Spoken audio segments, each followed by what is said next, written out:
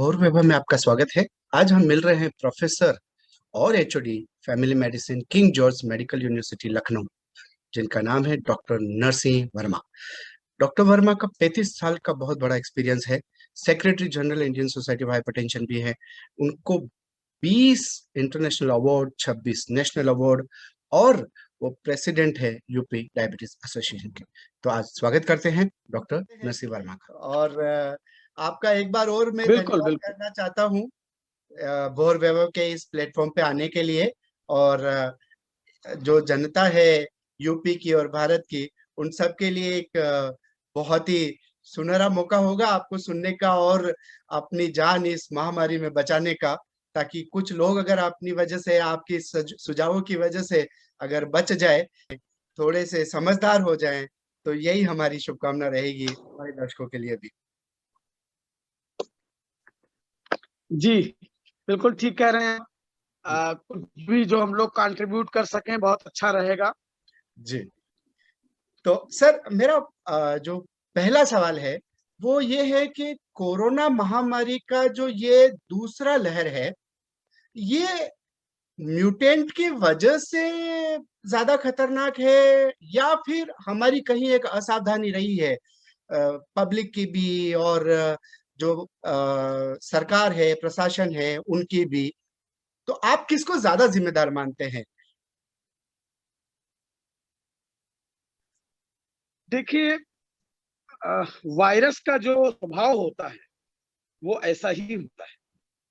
इसके पहले भी जो फ्लू के वायरस थे वो हर वायरस भिन्न होता था, इसीलिए फ्लू की वैक्सीन बहुत प्रभावी वैक्सीन नहीं बन पाई थी, क्योंकि एक बार जो हमारा फ्लू होता था उसका प्रकार बदल जाता था। कभी बहुत ज्यादा नाक बहने की शिकायत, कभी खुजली की शिकायत, कभी लाल रैशेस की शिकायत, कभी किसी को चकत्ते बनने की शिकायत, यानी प्रेजेंटेशन उसका बदलता रहता था। तो जो आपने कारण बताए हैं, सभी कारण जिम्मेदार हैं। वायरस, निश्चित रूप से वायरस म्यूटेट हुआ, लेकिन वायरस को म्यूटेट होने के लिए जमीन किसने दी? वो जमीन तो हमने ही दी। हम हमारे पास मौका था। नवंबर दिसंबर में हमारी स्थिति ऐसी हो गई थी कि हमने मान लिया था, बहुत से लोगों ने ये मान लिया था कि कोरोना खत्म। लोगों ने शादी ब्याह भी रखना शुरू कर दिया, सारे संस्कार करने लगे थे, होटलों में भी जाना शुरू कर दिया था और मॉल्स फिर से भरने लगे थे। जनवरी तक स्थिति ऐसी जनवरी फरवरी में हो गई थी कि लोगों ने सोचा था कि कोरोना शायद पूर्व काल की बात है। बाजारों में उतनी ही भीड़, पूरी जोश के साथ हर चीजें हुई। तो सोशल डिस्टेंसिंग की जो लेसन थे, जिनको बार बार तमाम संसाधनों से कहा जाता था कि कोरोना अभी खत्म नहीं हुआ है और विशेषज्ञ कहते दूसरी लहर आएगी, हमें सारी सावधानियां बरतनी है। और सबसे बड़ी असावधानी जो भी हुई, शासन प्रशासन और जनता, किसी की भी बात कही जाए, वो फरवरी में जब 11 महीने के अंतराल में उस देश ने वैक्सीन अपनी बना ली, जिस देश में एक मास्क नहीं बनता था, जिस देश में इस वायरस को पहचानने के लिए कोई सुविधा उपलब्ध नहीं थी, किट नहीं थी, जब पहली लहर आई था मार्च में, फरवरी मार्च में, 11 महीने के अंदर हमने वैक्सीन बना ली। और बना ही नहीं ली, इतनी अच्छी वैक्सीन बन के आ गई, उसको लेकर के संदेह का वातावरण जिन लोगों ने बनाया, उसमें मैं इसका अन्यथा न लिया जाए, उसमें बहुत से हमारे मीडिया के जो भाई थे वो भी जिम्मेदार हैं। उन्होंने संदेह के वातावरण को और बढ़ाया कि अभी पूरी तरह से डाटा नहीं आए हैं, ये वैक्सीन सुरक्षित नहीं है, सरकार जल्दी में लगवाए दे रही है। और फरवरी में वैक्सीन के सारे सेंटर्स पर लोगों की पूजा की जाती थी, आके लगवा लो। खुलेआम वैक्सीन लग रही थी, मुफ्त लग रही थी, पैसे का खर्च नहीं था।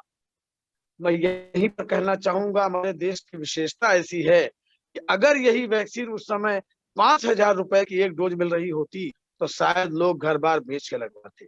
मुफ्त की चीजों का आदर करना नहीं सीखा है।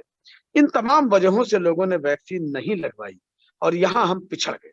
नहीं तो जिस तरह से पहली लहर का मुकाबला हमने किया था, दूसरी लहर के मुकाबले में पिछड़ गए और एकाएक आंधी तूफान की तरह से अप्रैल में केसेस बढ़ते रहे। और हम कुछ नहीं कर पाए। जहां तक इंफ्रास्ट्रक्चर की बात है, तो इंफ्रास्ट्रक्चर महामारी के लिए कोई भी राष्ट्र खड़ा नहीं कर सकता, क्योंकि महामारी हमेशा नहीं रहती, थोड़े समय के लिए आती है। जी, उसके लिए इंफ्रास्ट्रक्चर खड़ा कर पाना किसी के देश के बस की बात नहीं है। हाँ, हमें जागरूकता की अभी भी कमी है। एक जगह हम असफल हुए जैसा मुझे लगता है।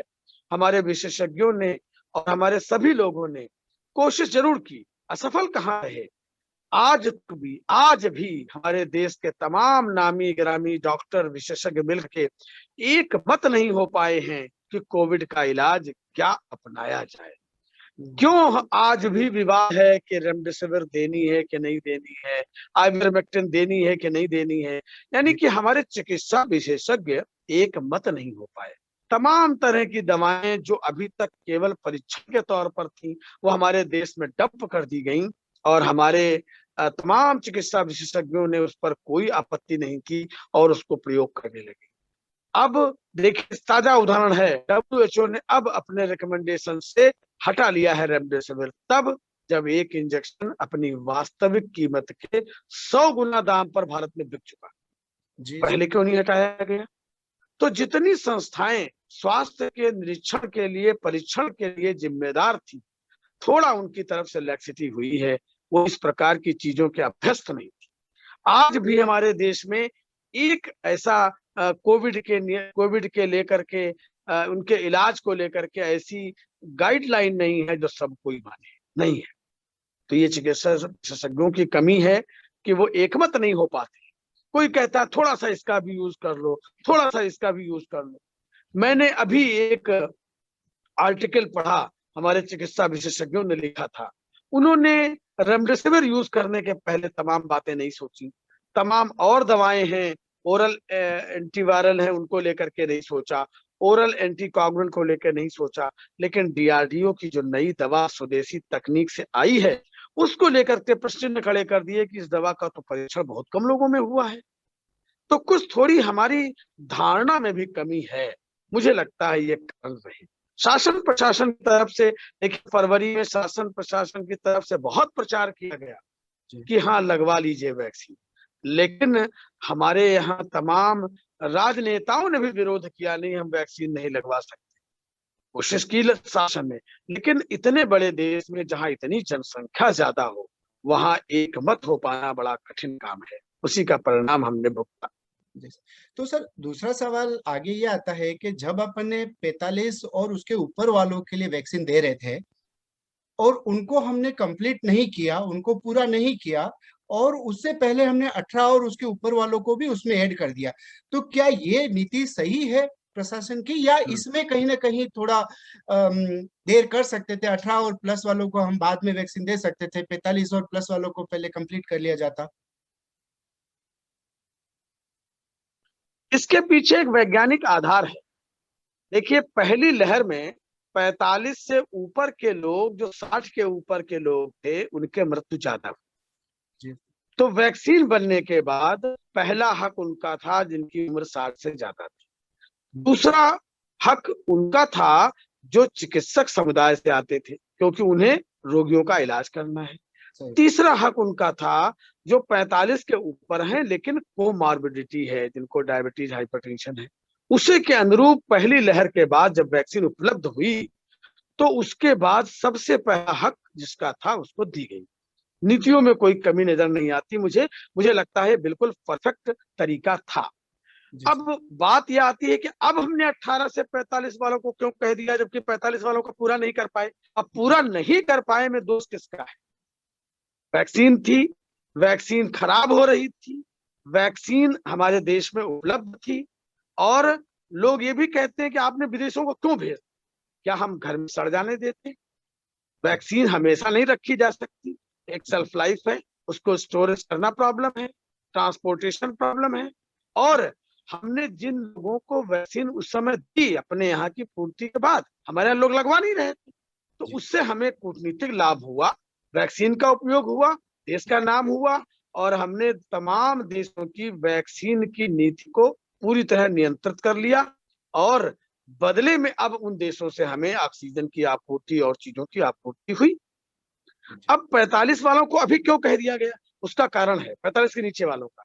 उसका कारण यह है कि दूसरी लहर में एक नई चीज सामने आ गई कि इसमें जिनको वैक्सीन लग चुकी थी वो तो बच गए, अब 18 से 45 वाले ज्यादा मरे। दूसरी लहर में यंग लोग बहुत मरे। एक अभी बहुत एक खबर अभी आई है, मीडिया से ही आई है, जी। और आईएमए ने उसकी पुष्टि की है कि डॉक्टरों में दूसरी लहर में बहुत मौत हुई, और जिनकी मौत हुई 250 डॉक्टर अब तक मर चुके हैं, उनमें से 95% वैक्सीनेटेड नहीं थे। आप बताइए, जब चिकित्सक स्वयं वैक्सीन नहीं लगा रहा तो क्या उसे चिकित्सक कहलाने का हक है? आप जिस विधा के आप माहिर हैं, उस विधा को आप नहीं मानते, जी। तो आप कैसे डॉक्टर हैं? जी। क्या केवल एक प्रोफेशन की तरह आप इसको ट्रीट कर रहे हैं? क्या आपने कभी ये नहीं सोचा कि हमको इस पर विश्वास होगा तभी तो हम इसको मानेंगे?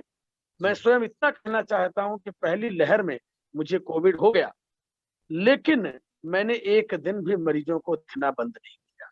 मेरे घर वाले जब कहते थे कोई नहीं देख रहा, तुम क्यों देख रहे, तो मैं कहता था ये निर्णय तो मैंने 40 वर्ष पूर्व ले लिया था, जब मैंने ये प्रोफेशन अंगीकार किया था, जी। जब मैंने चुना लोगों का इलाज करना।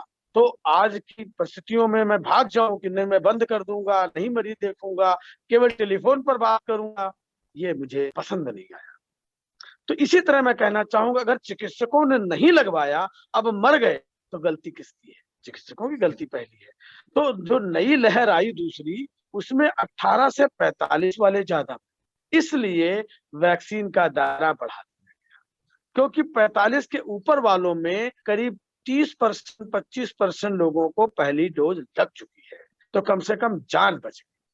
अब दूसरी डोज उनको लगेगी। एक नई चीज तब तक सामने आ गई, जो पहले से थी, पहले ध्यान नहीं गया चिकित्सकों का, कि अगर हम पहली डोज लगवा लेते हैं तो वैक्सीन के खिलाफ एंटीबॉडी बन जाती है। उस एंटीबॉडी के स्तर को बनाए रखने के लिए हमें दूसरी डोज देनी पड़ती है।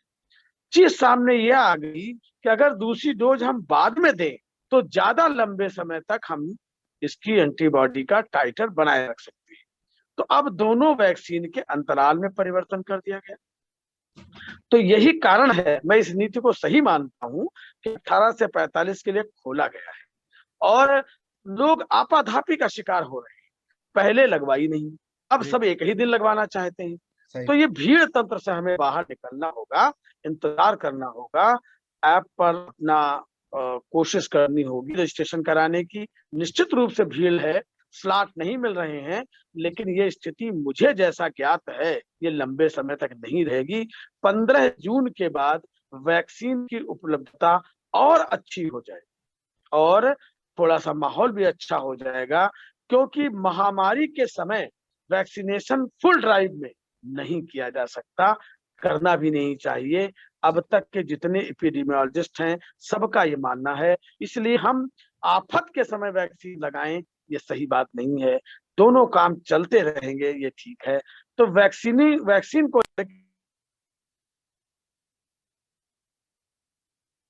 मैं उन्हें ठीक मानता हूँ, गलती मुझे नजर नहीं आती। अब मेरा एक सवाल का आंसर आपने ऑलरेडी दे दिया। मेरा वही था, जो मास वैक्सीनेशन होती है, क्या वो होनी चाहिए, और आपने बहुत ही सुंदर तरीके से उसका जवाब दिया। तो अभी जो अगला सवाल है मैं उस पे आता हूँ, जो पेशेंट से रिलेटेड है, क्योंकि अभी ये महामारी गाँव में पहुंच चुकी है, और गांव में जी अभी लोगों के पास इंफॉर्मेशन नहीं है, जी तो हम एक सही इंफॉर्मेशन उनके साथ पहुंचाएं। और आपसे अच्छा कौन हो सकता है फूड के बारे में बात करने के लिए, एक्सरसाइज के बारे में बात करने के लिए।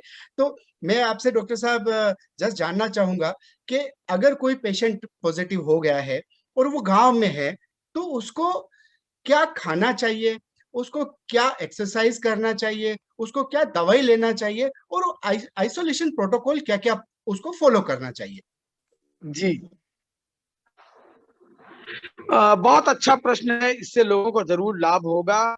और मैं तो ये कह रहा था कि अगर कोविड को लेकर के इस प्रकार की चीजें संचार माध्यमों के माध्यम से गांवों तक पहुंचाई जाएं, जो 500 तरह के सीरियल चल रहे हैं जिनकी इस समय आवश्यकता नहीं है। हमारे देश के अंदर ये दुर्भाग्य है कि जी। सीरियल की संख्या लगातार बढ़ती जा रही है, सबका कंटेंट एक है, और अब ओटीटी प्लेटफॉर्म पर भी नौटंकियां शुरू हो गई हैं तरह तरह करके, और ऐसे कंटेंट हैं जिनका कोई योगदान नहीं है। इनमें अगर एक कानून बना करके कहा जाए कि आपको इस कंटेंट के पहले ये जनसाधारण के लिए चीजें प्रसारित करना बहुत आवश्यक है, तो अच्छा होगा। वो बातें जो मैं बताना चाह रहा हूं, पहले चरण में, पहली लहर में हमारे गांव बच गए, जबकि मुंबई जैसे शहरों से और तमाम, अहमदाबाद और तमाम शहरों से भारी संख्या में लोग अपने घर लौटे रोजगार छोड़ करके। जी। और उसको मीडिया में दिखाया गया कि हम पैदल चले आए हैं, घोड़े पे बैठ कर चले आए हैं, तमाम जगहों पर बैठकर चले आए हैं। मैं ये समझ नहीं पाता कि आप अपना घर छोड़ करके क्यों जाते हैं। गांव की दशा मुझे मालूम है, गांव से मेरा संबंध रहा है। गांव के लोग, मैंने देखा है, गांव का नवयुवक आज का अपने गांव में थोड़े पैसे पर काम नहीं करता, शहर जाकर के ज्यादा पैसा कमाने की इच्छा उसे शहरों को ले जाती है। पहले लहर में जब वो लौटे तो गांव वालों ने खुद ही चारदीवारी था कि आप बाहर स्कूल में पढ़े रहेंगे, जब आपके 15 दिन पूरे हो जाएंगे तब हम आने देंगे। क्योंकि हमारे देश में जबरदस्त प्रचार किया गया था सावधानियों का, और उस प्रचार माध्यम के वजह से लोगों ने बहुत ध्यान दिया था, और लोगों, प्रवासी मजदूरों को अपने गांव में घुसने नहीं दिया, और पहली लहर से गांव को बचा लिया। दूसरी लहर के समय गांव और शहर का डिफरेंस लगभग खत्म हो गया था। लोग निर्बाध गति से गांव में जा रहे थे, आ रहे, तो गांव तक पहुंच गया।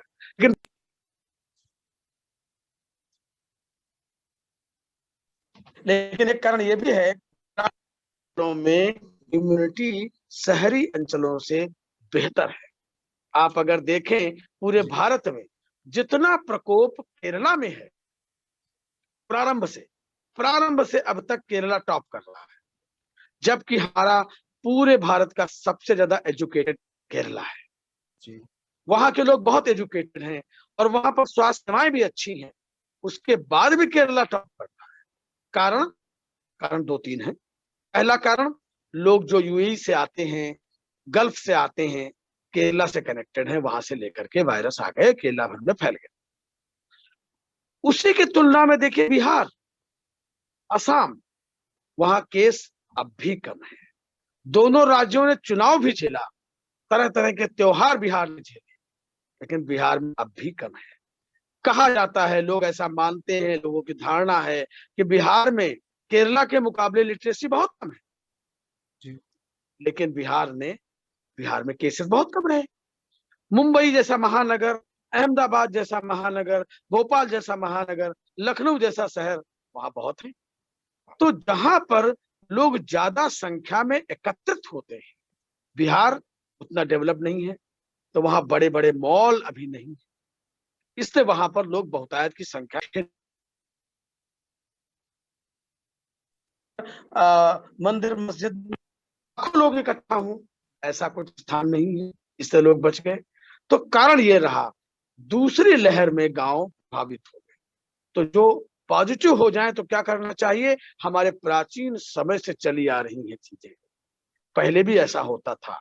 अगर जो प्राचीन लोग हैं वो जानते हैं कि स्मॉल पॉक्स जब होता था लोगों को, तो देवी के नाम पर उनको कहते थे कि भाई आपको देवी का प्रसाद मिल गया है, तो उनसे लोग दूरी बना लेते थे।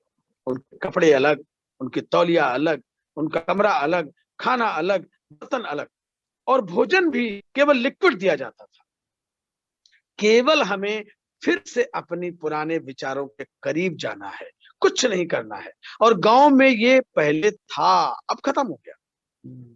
जब मालूम हो जाए हम पॉजिटिव हैं तो अपने को आइसोलेट करें, पानी की मात्रा बढ़ा दें, लिक्विड डाइट बढ़ा दें, खूब सारा सलाद लें, खूब फल फल लें, सब्जियां लें, उबाल के सब्जियां खाएं, सब्जी का सूप लें, जूस लें सब्जी का रसा लें, दाल का पानी लें, स्वाद बनाए रखें। कोई चीज मना नहीं है, कोई चीज मना नहीं, सब खाएं, स्वाद बनाए रखें। भोजन करने की इच्छा कम हो जाती है, लेकिन लिक्विड लेते रहें। इतना करने के साथ दोनों टाइम भाप लेना बहुत जरूरी है, भाप लेंगे तो वायरल लोड कम हो जाएगा। तीसरी चीज, स्वच्छता का ध्यान रखें, नहाने धोने का सबका ध्यान रखें। कमरे में बंद होने का मतलब ये नहीं पड़े रहे नहाए धोए नहीं, ऐसा नहीं है, स्वच्छता का ध्यान रखें। और चौथी चीज फिजिकल एक्टिविटी बनाए रखें। पांचवी चीज बहुत अच्छी नींद लें। नींद बहुत अच्छी लेना कहना बड़ा आसान है, करना बहुत कठिन है।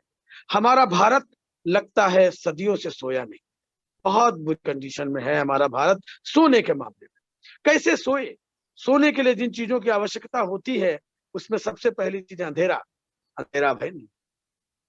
जिस देश में 5 बजे शाम को, 6 बजे शाम को, 7 बजे शाम को दिया बुझा दिया जाता था, क्या अब सोने का समय है? दिया बुझा दिया जाता था। उस देश में उस समय केवल 2 लोगों के पास टॉर्च होती थी, या तो पुलिस वालों के पास या चोरों के पास। उस देश के अंदर रात भर लाइट चलती है। अगर लाइट बंद कर दिया, स्ट्रीट लाइट चलती है। वो भी बंद कर दी तो ट्रक निकल रहा है, उसकी लाइट चल रही है। वो भी बंद कर दिया तो मोबाइल चल रहा है। सोए कैसे? अंधेरा ही नहीं है। तो सारे मोबाइल ऑफ हो जाएं, जल्दी खाना खा लें, जल्दी सो जाएं, दिन में बिल्कुल ना सोएं, दिन में फिजिकल एक्टिविटी करते रहें।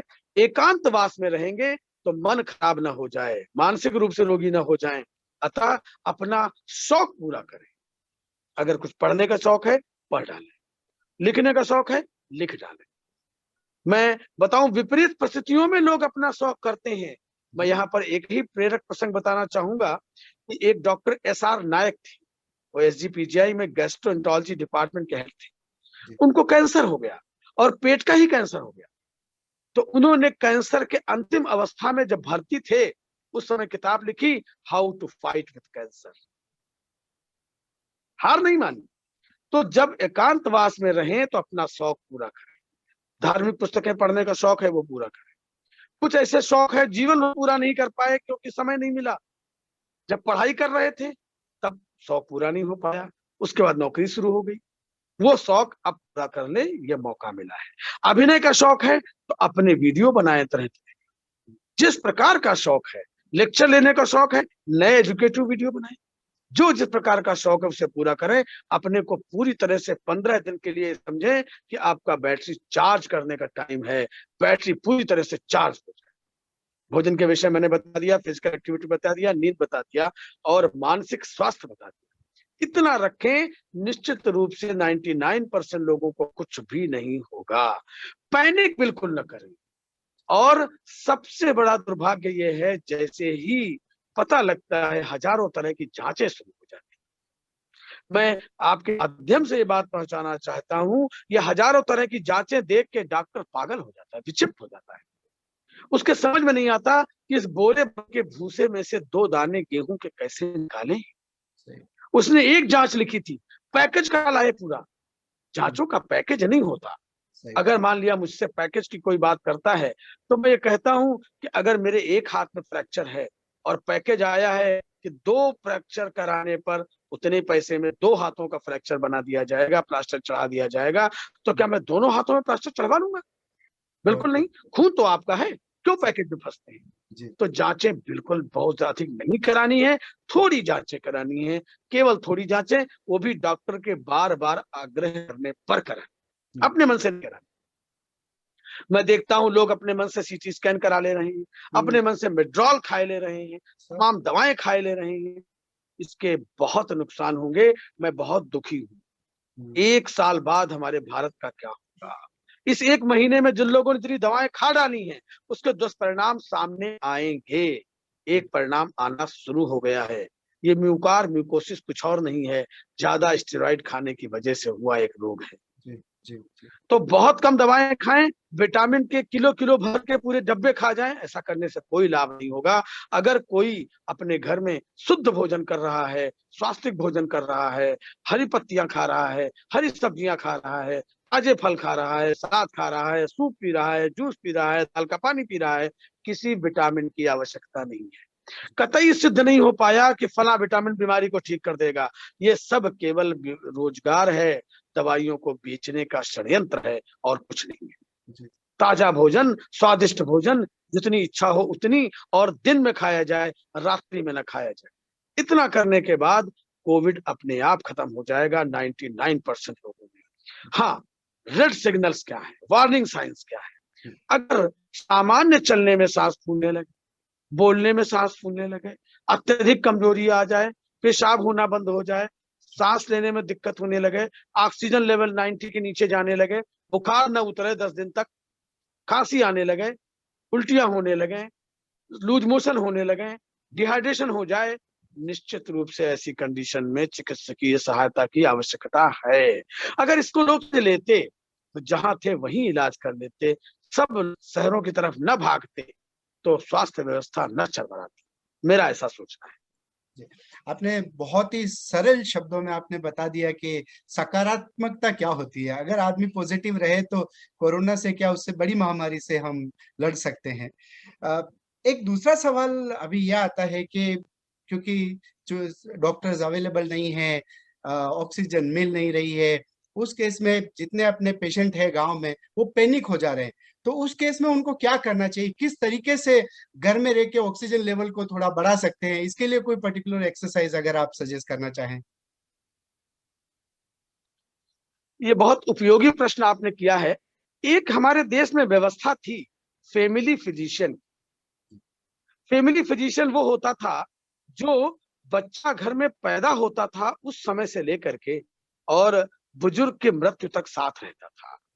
घर में क्या हो रहा है, बाबूजी को कौन सी दवा से खांसी ठीक होगी और भैया के किस दवा से लूज मोशन ठीक होंगे, उसे पता था। इस व्यवस्था को हमने नष्ट कर दिया स्पेशलिस्ट लोगों के चक्कर में आकर। स्पेशलिस्ट डॉक्टर की आवश्यकता हर केस में नहीं होती। तो जी। अगर किसी के फैमिली हैं तो उनसे टेलीफोन पर संपर्क कर लेने मात्र से आधी से ज्यादा समस्या समाप्त हो जाएगी। तो डॉक्टर नहीं मिल रहे हैं, ऑक्सीजन की कमी सबको नहीं है, ऑक्सीजन की आवश्यकता सबको नहीं है, ये बात समझाई नहीं गई। पैनिक में लोगों ने, मैं जानता हूं मेरे तमाम जानने वालों ने जो धनवान थे, उन्होंने जंबो सिलेंडर घर में कैद कर ली और कृत्रिम कमी पैदा कर दी ऑक्सीजन की। ऑक्सीजन की कमी नहीं थी, लेकिन इस देश के अंदर आधे घंटे के अंदर किसी भी शहर में नमक की कमी पैदा की जा सकती है। केवल एक खबर प्रसारित करने की आवश्यकता है जी। कि शहर में केवल 2 दिन का नमक का स्टॉक बचा है, नमक आ नहीं रहा है। आधे घंटे में लोग सारा नमक खरीद लेंगे। तो ये मानव प्रवृत्ति है। अगर किसी चीज की कमी की आशंका होती है तो हम उसे घर में रख लेना चाहते हैं। तो लोगों ने जंबो सिलेंडर घर में कैद कर लिए, आवश्यकता वालों को नहीं मिल पाए, अनावश्यक लोग सिलेंडर रखे रहे। तो ऑक्सीजन की कमी कृत्रिम थी, वास्तविक नहीं थी। नंबर 2, कैसे हम ऑक्सीजन की आवश्यकता को कम कर सकते हैं और कैसे हम ऑक्सीजन लेवल कम आ रहा है तो बढ़ा सकते हैं, इसका बहुत पुराना तरीका। छोटे बच्चे जब हो, आपने देखा होगा, ध्यान दिया होगा, छोटा बच्चा जब सोता है तो वो पेट के बल सोता है और जब बच्चा चलना शुरू करता है तो घुटनों पे चलना शुरू करता है, तब वो खड़ा होता है। और ज्यादातर छोटे बच्चे पेट के बल सोते हैं। क्यों? उस अवस्था में हमारे फेफड़े के प्रत्येक भाग को अच्छी ऑक्सीजन मिलती है। तो अगर पेट के बल कोई सो रहा है अधिकतम समय, तो अपनी कम ऑक्सीजन की पूर्ति को वो बढ़ा सकता है। 5% बढ़ सकती है ऑक्सीजन। अच्छा। अगर उल्टा कोई लेट गया तो 85 से 90 तो पहुंचा देंगे ऐसे। जी। ये सबसे आसान है। और लंबी सांस लेने का प्रयास करना और छोड़ना। इसके अलावा हमें ऑक्सीजन की कमी है या नहीं, ये जानने के लिए ऑक्सीमीटर से अच्छा तरीका मैं बताता हूँ। ऑक्सीमीटर के पढ़ने में कभी कभी गलती हो जाती है, उसके सेल डाउन है तो गलत बताएगा। लोग लगाते हैं और निकाल लेते हैं। अगर उसे 5 मिनट लगा रहने देंगे तभी वो सही ऑक्सीजन और हार्ट रेट बता पाएगा। लोग लगाते हैं, पैनिक होते हैं, 80 देख के निकाल लेते हैं। जी। लगा रहने देंगे तो हो सकता है बाद में 90-94 पहुंच जाए। मैं और अच्छा तरीका बताता हूं। अगर कोई व्यक्ति अपनी सांस को रोकता है और वो 20 सेकंड से ज्यादा अपनी सांस को रोक लेता है घड़ी देख करके, तो उसे फेफड़े की कोई बीमारी नहीं है। अच्छा। उसे किसी ऑक्सीजन की आवश्यकता नहीं है। 20 सेकंड तक अगर अपनी सांस को कोई रोक सकता है, इसे हम लोग डॉक्टरों की भाषा में ब्रेथ होल्डिंग टाइम कहते हैं। यानी जानबूझ करके अपनी सांस को रोकना कठिन होता है। नॉर्मली लोग, स्वस्थ व्यक्ति करीब 40 से 45 सेकंड अपनी सांस को रोक लेता है और जो ट्रेंड लोग हैं वो और लंबा रोक लेते हैं। शंख बजाने वाले आपने देखा होगा लंबे समय तक शंख बजाते रहते जी। हैं।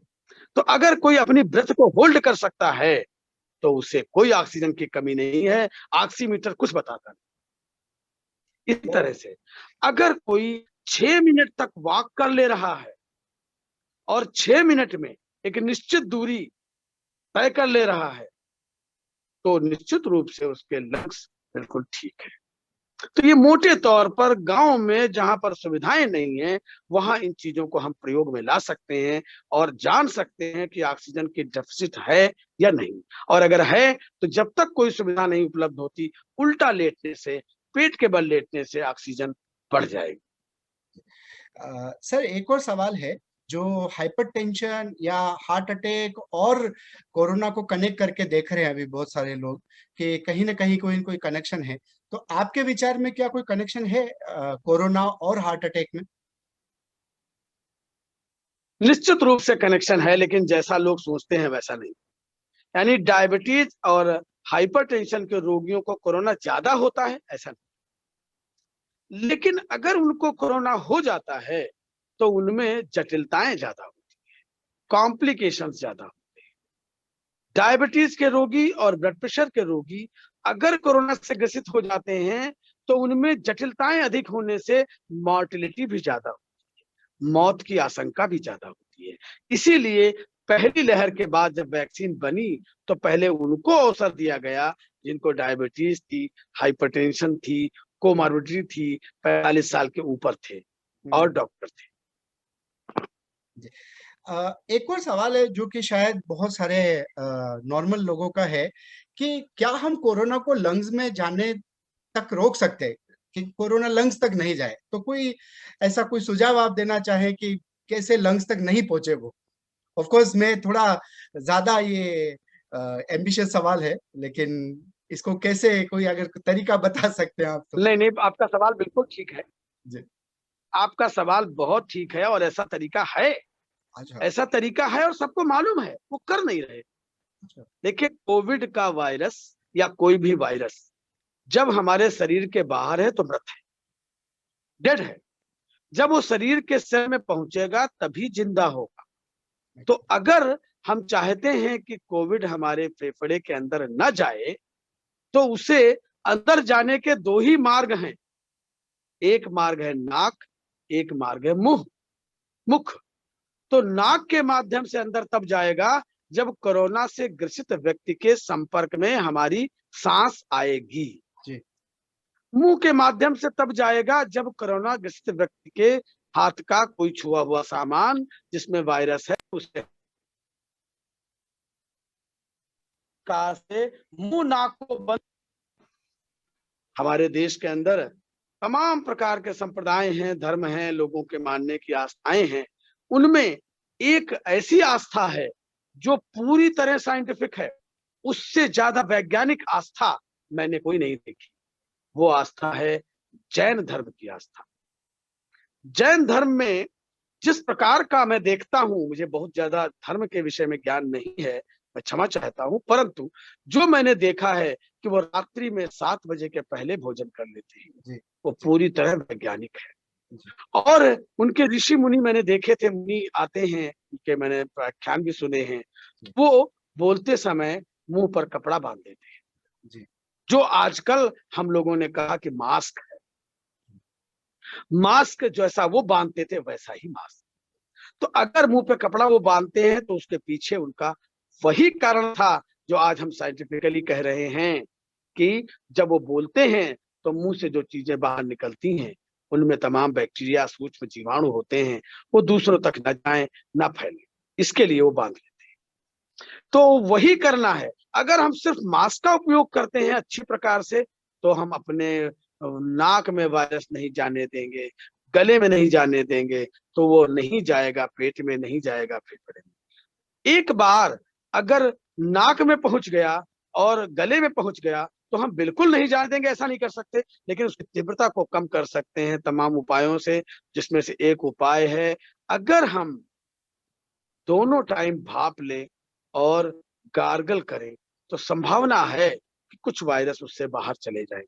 100% चले जाएंगे ऐसा नहीं, वैज्ञानिक आधार पर कुछ एंटीवायरल बताई गई कि अगर उनको प्रारंभ में ले लिया जाए तो वो वायरल लोड को कम कर देती हैं, परंतु साक्ष्य इतने कम हैं कि मैं ये नहीं कह सकता कि ऐसा वो कर ही देती हैं।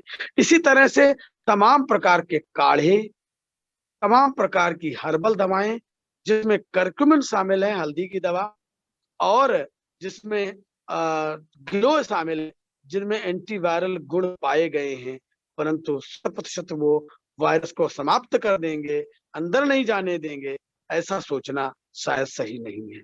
तो वर्तमान में मैं कहूँगा मास्क और गाल और अच्छी तरह से अगर हम भाप लेते हैं, ये 3 माध्यमों से हम वायरस को गले तक से आगे नहीं बढ़ने देंगे। जी सर, मेरा एक सवाल और है।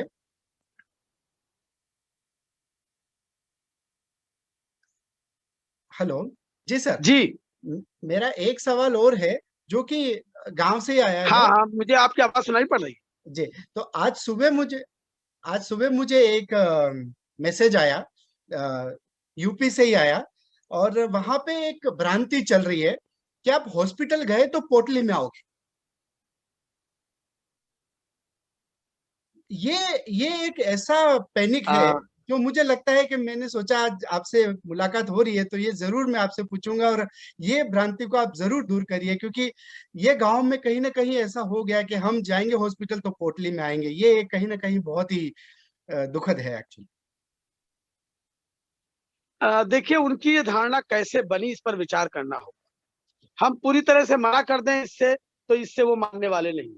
ये धारणा बनी इसलिए कि गंभीर अवस्था में जब उच्च चिकित्सालय कोई पहुंचता है, तो निश्चित रूप से संभावना ठीक होने की बहुत कम हो जाती है। जी। तो गांव में थोड़ा-सा स्वास्थ्य को लेकर के इस प्रकार का माहौल है कि या तो बहुत दहशत है, कोई प्रॉब्लम नहीं है तब भी पगला गए, जी। और डॉक्टरों के यहाँ जाकर के भीड़ लगा दिया, घर-बार बेच करके भर्ती हो गए, या फिर बिल्कुल निष्प्रह भाव से अपने को कष्ट में रहते हुए बीमारी को बढ़ने का अवसर दिया।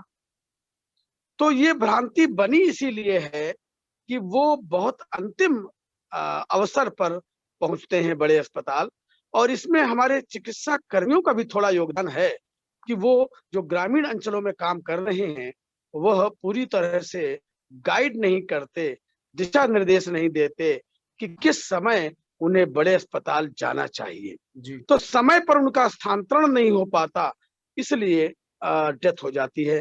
तो ये उनकी धारणा जो बनी है, उसके पीछे के कारण समझने होंगे, उन्हें दूर करना होगा, तभी वो समझ पाएँगे। जी।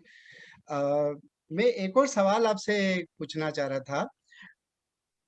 पेशेंट को कोविड हो गया है, जी। उसके बाद उसने रिकवर कर लिया है, 15 दिन हो गया है उसको, लेकिन उसके बाद उसको किस तरह की लाइफस्टाइल अपनानी चाहिए, उसको किस तरीके से रहना चाहिए ताकि उसके लंग्स को जो नुकसान हुआ है वो आगे तक नहीं फैले? इसके लिए आप कुछ सुझाव अगर देना चाहें हमारे दर्शकों को तो।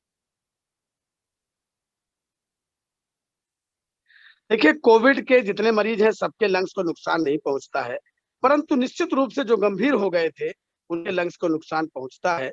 तो जब कोविड ठीक हो जाए, तो हमें 4 प्रकार की सावधानियाँ रखनी है। पहला, मानसिक स्वास्थ्य, डिप्रेशन में न जाने पाए। जी। दूसरा, उस समय भूख बहुत लगने लगती है, तो अधिक भोजन करके मोटे ना हो जाएँ, हाँ। ये भी ध्यान रखना है। जी। डायबिटीज़ ना हो जाए, ये ध्यान रखना है।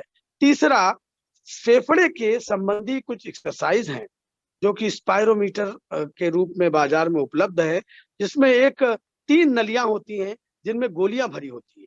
उनको फूँक करके गोलियों को ऊपर तक ले जाना होता है और मेंटेन करना होता है। इससे हमारे फेफड़ों को ताकत मिलती है। ये दिन में अगर 5-6 बार कोई करता है, तो फेफड़े बहुत जल्दी रिकवर करते हैं। अगर ये नहीं खरीद पा रहे हैं, तो गुब्बारा फुलाना एक बहुत अच्छा तरीका हो सकता है। गुब्बारा फुलाएँ, शंख बजाने का प्रयास करना भी अच्छा तरीका हो सकता है। ये कुछ तरीके हैं, जिनके माध्यम से हम अपने फेफड़ों को और अच्छा बना सकते हैं। उसके साथ-साथ फिज़िकल एक्टिविटी को मेंटेन करना बहुत आवश्यक है। धीरे-धीरे करके फिज़िकल एक्टिविटी वापस लाना, और धीरे-धीरे टहलना, फिर धीरे-धीरे अपनी फिज़िकल एक्टिविटी को पुनः उसी स्थान पर ले जाना, धीरे-धीरे एक्सरसाइज़ को बढ़ाना। जरूरी है, जिससे कि मसल्स फिर से मजबूत हो सकें।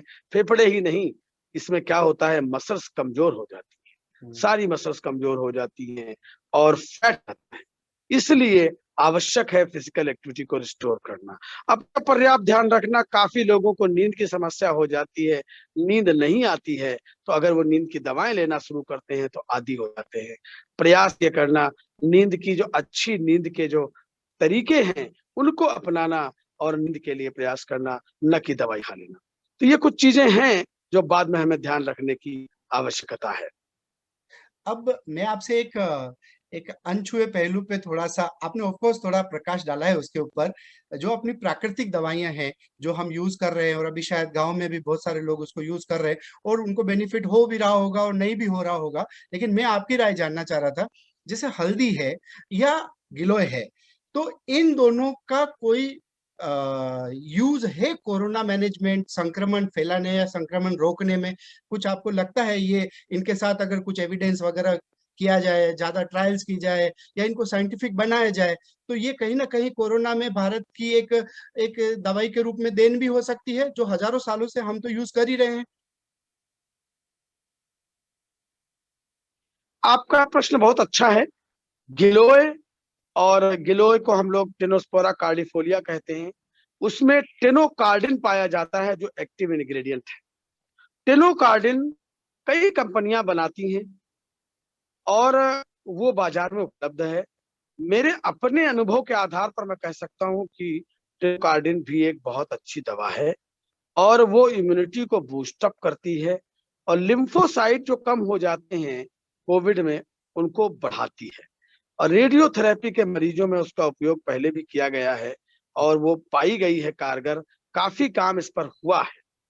समस्या कहाँ आ जाती है, गिलोय के पत्ते पूरे खा जाने से, उसका जूस पी लेने से, गिलोय की सब्जी खा जाने से फायदा नहीं होगा। हमें समझना होगा खाद्य पदार्थ और दवा में अंतर है। अगर हमें दवा के रूप में लेना है तो उनके इंग्रेडिएंट्स को लेना होगा, न कि पूरा का पूरा गिलोय का पौधा खा जाए। इसी प्रकार हल्दी, हल्दी हमारे समाज में काफी लंबे समय से प्रयोग हो रही है, जो कि मसाले का रूप है। मैं कहूंगा भारत का हर मसाला एक दवा है, उसमें दवा के इंग्रेडिएंट हैं, उनको हमने अब तक पूरी तरह इस्तेमाल नहीं किया है। ये हमारे फार्मास्यूटिकल वर्ल्ड की कमी है कि वो रेमडेसिविर नामक दवाई के पीछे पड़ गए हैं और उससे कहीं बेहतर दवा कर्क्यूमिन हो सकती है, जिसको उन्होंने छोड़ दिया है। मेरा पूर्ण विश्वास है, मैं कह सकता हूँ हजारों मरीजों के ऊपर मैंने इसको इस्तेमाल किया है, अच्छा। करक्यूमिन को। और करक्यूमिन बहुत अच्छी दवा है, इसमें एंटी वायरल गुण हैं, एंटी इंफ्लेमेटरी गुण हैं, एंटी पायरेटिक गुण हैं और भी कई प्रकार के लाभ हैं। ब्लड शुगर को कम करती है। परंतु यहाँ पर भी वही बात है, अगर हल्दी हम आधा किलो कूट के खा जाएं उससे फायदा नहीं होगा, क्योंकि हल्दी में केवल 0.5% करक्यूमिन पाया जाता है। तो हमें इन दवाओं की तरह इसको डेवलप करना होगा और फार्मास्यूटिकल वर्ल्ड को आगे आना होगा कि इन दवाओं पर विश्वास जताएं और इन पर भी double blind placebo control trial कराएं, जिससे पूरा विश्व माने। केवल हमारे मानने से काम नहीं बनेगा और विश्व में दवाओं की बहुत बड़ी लॉबी है, उसको तोड़ना आसान नहीं है। वो कोई नई दवा मार्केट में आने नहीं देना चाहते और वो नहीं चाहते हैं कि इस प्रकार के मॉलिक्यूल मार्केट में आ जाएं और उनकी बहुत महंगी दवाएं बिकना बंद हो जाए। तो इस नेक्सस को तोड़ने के लिए इंडियन फार्मास्यूटिकल कंपनीज को आगे आना होगा और जबरदस्त ढंग के अच्छे placebo control double blind trial कराने होंगे। उनको चुप करने के लिए उन्हीं की भाषा में जवाब देना होगा, तभी उनको एक्सेप्ट किया जाएगा पूरी तरह से। व्यक्तिगत रूप से मैं इनकी जो इनसे दवाएं बनी हैं उनके उपयोग करने का हामी हूँ, परंतु सब नहीं। जो दवाएं लॉजिकल हैं, जिनके ऊपर कुछ रिसर्च हुई है और जिनको हमारे फार्मास्यूटिकल वर्ल्ड ने माना है, उन दवाओं को हम इसमें प्रयोग करने के लिए सहमति देना चाहेंगे। जी। आपसे बात करके बहुत अच्छा लगा। पर्सनल लेवल पे भी मुझे बहुत अच्छा लगा। मैं 1 साल से कर्क्यूमिन ले रहा हूँ। एक लोजेंस आती है जो मैं लेता हूँ और मेरी फैमिली में आज तक किसी को अभी तक तो कोविड नहीं हुआ है, हम सेफ हैं। तो मैं आपकी बात से हम सहमत हूँ कि कुरकुमिन और गिलोय काम करती है, और लेकिन हाँ, ज़्यादा साइंटिफिक और रिसर्च होने की ज़रूरत है इस दिशा में। अ, अब अंतिम सवाल मेरा आपसे ये रहेगा, जो कि एक डॉक्टर से नहीं है, एक घर में पिता से है, एक पुत्र से है, कि आप इस पूरी महामारी को कैसे देखते हैं एज अ फैमिली मेंबर, और क्या सलाह देना चाहते हैं एक पुत्र को, एक पिता को, कि कैसे रहें, और एक कोई आपका संदेश उन सबके लिए, उस परिवार के लिए, एज अ डॉक्टर नहीं, एज अ उनकी फैमिली मेंबर।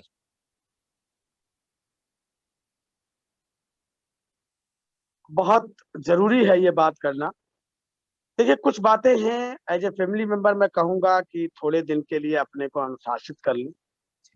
ये समय भी चला जाएगा, अच्छा समय चला गया तो बुरा समय भी चला जाएगा। थोड़े दिन की बात है, सब मिलजुल कर रहें। घर में एक साथ रह रहे हैं, बंद हैं, कैद हैं, तो आपसी वैमनस्य सामंजस्य बढ़ाएं, वैमनस्य कम करें, आपस का सहयोग बढ़ाएं। और मैं यहाँ पर एक बहुत इंपॉर्टेंट बात कहना चाहता हूँ आपके माध्यम से।